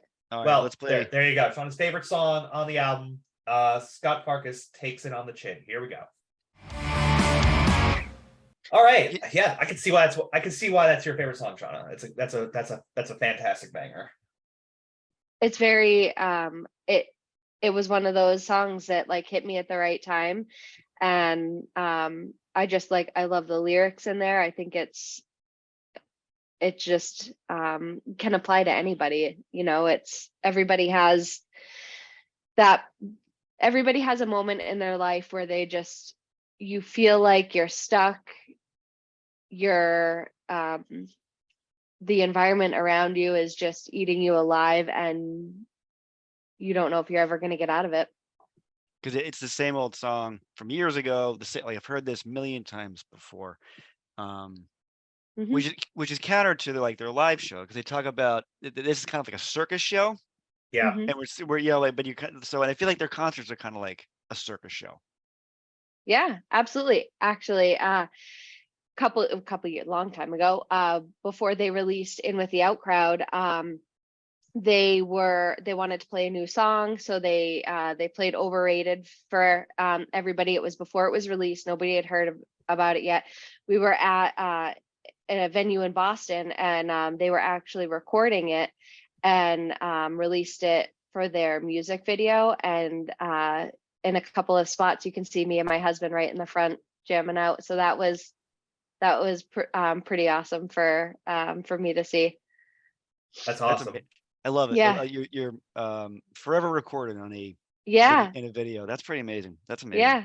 I love it. So now when we do the two truths and a lie with, when you're in new groups, that's usually the one that I do, that I was in a music video. No one's gonna see that coming. Yeah. No one's gonna see that coming. I love that. But I wonder who Scott is. Scott Farkas. Why are the names out of nowhere? It's just funny. 3 songs all in a row with names. I mean, I guess what I'm thinking about it is like it's been so generalized about this town and stuff, and now because we're kind of coming to an end here at the album, it's getting very specific, I feel like. And yeah. Again, what do you think would happen to this Scott Farkas when he takes on the chin? It's like this place beat him up, right? It shoot him up and spit him out, right? Yeah, because it's a theme of being stuck and not changing, and like that the scene itself is community, wherever it is taking on a chin is getting hit, and I think he's just kind of getting knocked out. Yeah, and it kind of also is like telling him, like, look at Scott Farkas, like the only time that it became clear it was time to go was after they dragged them out of there, right? Right. And again, I think this is it's another warning, right? It's like, you don't want to end up like, you don't want to find out you have to leave when they tell you have to by throwing you out. Right. Well, and Scott Farkas was the bully in A Christmas Story. Oh, there you go. That's right. He is. So maybe this is a story about getting revenge on the bully, and we're Yeah. drag your ass out of here. Yeah, Scott Farkas overstayed his welcome. Oh, I'm so glad you said that. I didn't know that. With the green teeth, right? He had like green teeth. Was that what it was? I don't remember. Or his eyes or something? I don't remember now. No, I don't remember. But there is a realization here too, I think, right? Like there is. Yes. yeah, where this is the conclusion the narrator's realizing is true. This town will chew you up and spit you out. Like, Well, sequencing wise, this makes sense then to have it here as the what song, Jeff? the penultimate song, The Phil. penultimate song. That's right. This is the penultimate. So we're about to make. It seems like this song is the. I'm gonna use a Floridian term I've learned about. I'm fixing. Like right now, he's fixing to make a decision, which is Yeah. what I Mhm. think this song is about. And then we get into the last song where that decision has been made. Yeah, it's called Al's War. Al's War. Love this title because I love the war aspect of it. That is a very intriguing concept that we're at war with this. Yeah, and I think also as far as closers go, I think the opening song of this track of this album is so solid. This is a perfect song to end this album. Like this really brings us in a landing, and it's an emotional song and it's a powerful song, and it really once you get to this song, you're like, oh, this was a concept album, wasn't it? Yeah. It is. It is. There's a theme. There's a thread throughout. Yes. It definitely ties together the album nicely. Because like he loves how this is the ending. We end with a person who's leaving. Al's at war. I like the war concept is interesting. Like that's such an internal. Do I stay? Do I go? Do I keep doing what I'm supposed to be doing? What I'm told I should be doing? Or do I want to just make that decision and just leave? And I feel like Al left. Made that decision to go. Yeah, I think so. He's That's out. how I He's out. felt too. But other things about this song, hitting the themes again. His declaration under the orange street light. Once again, we have someone standing on the street making this decision. Like that's a constant theme. Whether it's Rockview or Liberty City, people are standing on street corners a lot, walking around streets, making these big decisions. Al said to me a few days ago that he just thought for the first time in his life. That's the moment of like epiphany, right? Like Al is just like, wait a second, what am I doing here? Yeah. Why am I here? Why am I staying in this going full concept now? I'm in the prison, right? We're in Hello Rockview. Rockview is the prison allegory for that. And he's made, opening line says, I left. He left tonight. Walked to the waiting car outside. Off he goes. And good luck. You don't know how it's going to go. No. But he made the decision to go.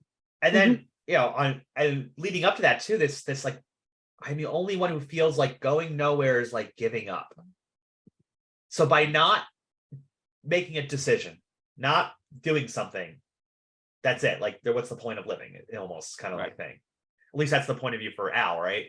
Yeah, and I think the narrator takes something away from that. The fact that Al left, I think, makes them question whether or not they should go. What do you think, Shawna? I think you're right. It's a thought of, if I stay, I know that I'm not going to accomplish what I want. I'm not going to get out of this town what I want. And fuck it, I'm just going to pack up and leave and see what happens. So the narrator is going to leave the alley. We're going to go bring it back a few songs. It's going to be, I'm done in this safe space. I'm going to leave the alley now. Because, and here's the thing. Like, I think, Shawna, you said your friend said it best. Like, you can always come back, right? Yeah. And that's the thing. The difference is by trying, by like making a decision and going, even if he comes back and he decides to come back, he won't be like the narrator of History of a Boring Town, because they never even tried. Right. You got at least try. At least try. Jeff, do you want to play this song now? Or you want to save it for later? No, let's play it. Let's close out the album with this song. Al's War. Here we go. Last track on Hello Rockview by Les and Jake. All right. Well, there is Hello Rockview in its entirety. We went through everything, Phil. We can almost say goodbye to Hello Rockview. So goodbye, Rockview. Goodbye, Rockview. Goodbye, Rockview. It was good knowing you for a little while. All right. Jeff, I want to ask you guys a few questions. Sure thing.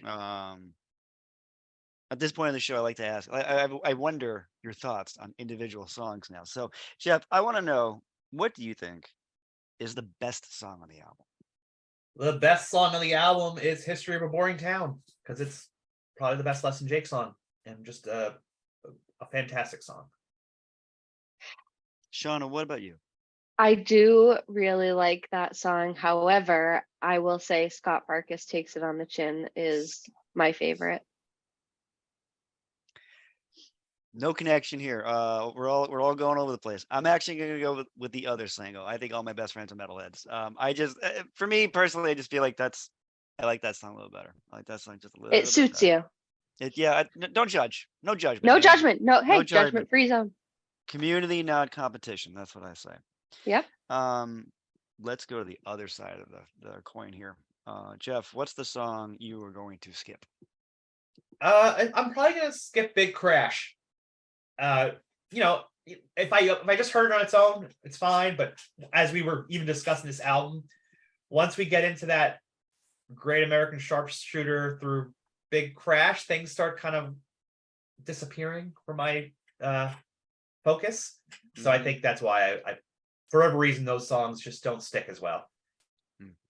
I Shawna, will what agree about- with what do you there. You gonna Yep. skip? Big Crash. Yep. Big Crash, huh? Big Crash.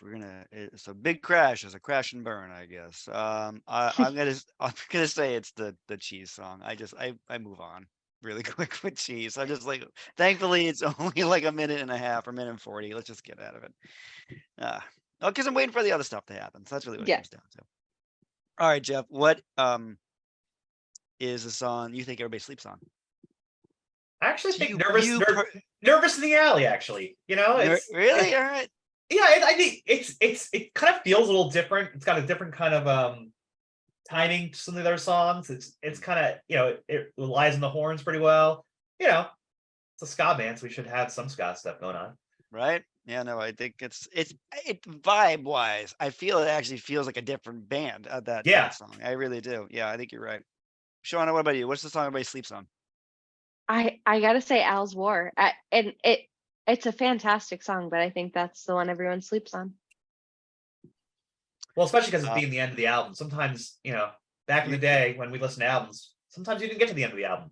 Yeah. Yeah, you got through side one or side A and you were like, I'm all set. I don't need to go to side B. Although I find side B usually is the better side of the album. That's just my own thought. Thanks so much. I think everybody sleeps on Big Crash.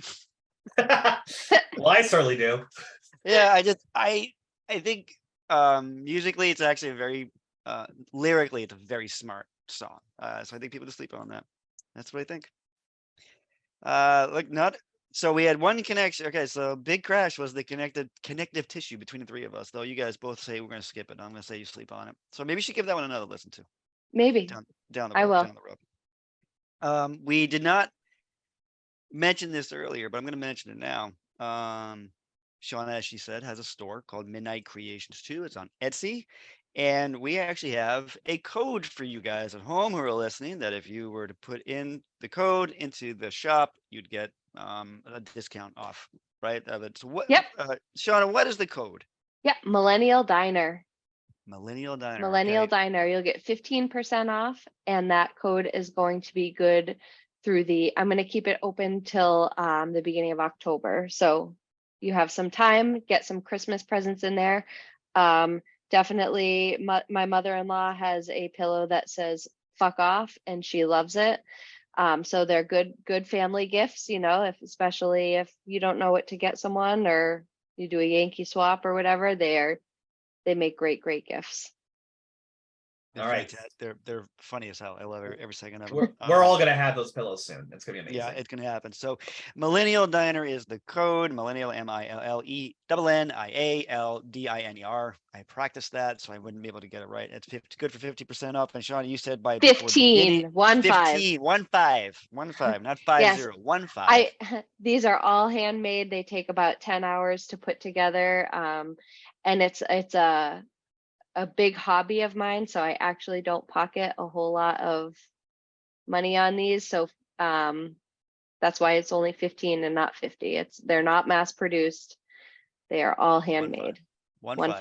Help out local artists. Help out local artists. Yes. And you said Etsy. Is there other social media out there they can find you? Yeah, Etsy. I have a Instagram as well. It's midnight.creations2, as well as a Facebook page. And if you are bored and want to follow me on TikTok, I do post videos sometimes of me making those pillows. But more often than not, you're going to find videos of my dog because he's just so friggin' cute. It's a Love golden that. retriever. Yeah. Love that. That's what YouTube's for. I appreciate. No, the TikTok it's for. 100%. Although if you do check out my YouTube, you will see lots of live concert videos. Well, there you go. We'll do that as well. So, Oh, and Phil, I Yeah. also want to remind everybody, like, if you enjoy this podcast and you want to do your own podcast with songs, oh, that's right. Spotify has an amazing, easy to use podcast creation situation. So use Spotify for podcasts to make your own podcast with songs. Maybe you could just do a whole Les and Jake podcast. Who knows? Who knows? The Spotify situation is satisfactory. I have to say that. I like it. I think that's my new punk band name. Spotify situation. Spotify situation. That is the new punk band. I'm gonna call that. Somebody's gonna take that now, and I'm gonna lose my chance on it. That was your $1 million idea. $1 million idea. I've had many over the years, and oddly enough, I don't have $1 million. So maybe my ideas. Maybe I am just stuck like Emma and Hello Rockview. I just can't come up with a good idea. I gotta make the decision just to make it instead of sleeping on it. Want to say a quick thank you to our executive producer, my wife Megan, who always makes sure I look presentable when I go out. Thanks, Megan. She does a great job. Just a great job. Thank you, Megan. Remember, folks at home, you can follow us on Instagram. You can follow us on the YouTube. We're now on Threads, although I don't know how much I'm going to embrace Threads, but it's there as well. But again, Instagram and on YouTube. Phil, right before you go, I never do this, but I have one more thought on this album, on Al's score. Oh, okay. Yeah, I think, you know what? I like to think that Al leaves the city. Okay. And as he's leaving, he says to all the others back there who are thinking about leaving too, you know what he says? No. He says, last one in Liberty City, burn to the ground.